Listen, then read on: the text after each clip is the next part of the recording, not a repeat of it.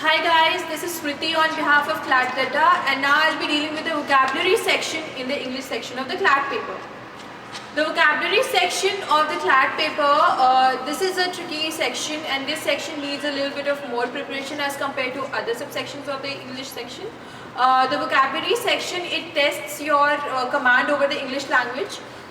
What the intention of this section is to see how better you are at English language in comparison to the other people, because for all the other sections I guess a general English preparation is enough, but for the vocabulary sections some words can be a little tricky.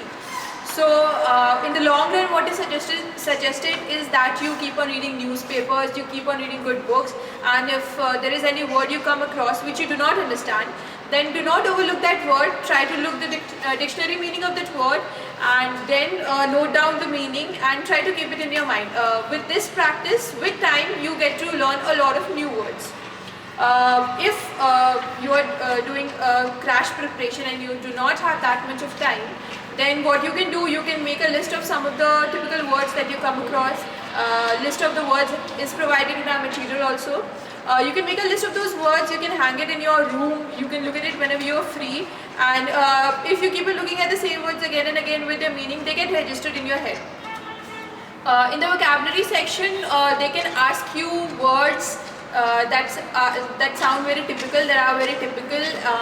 They can ask you words that are confusing, like they can ask you the difference of meaning between accept and accept, that is A-double-C-E-P-T and E-X-C-E-P-T, yes. So similar like advice, for example, A-D-V-I-C-E and A-D-V-I-S-E. So keep a note of the difference in meanings of the words that sound similar or that can be used interchangeably.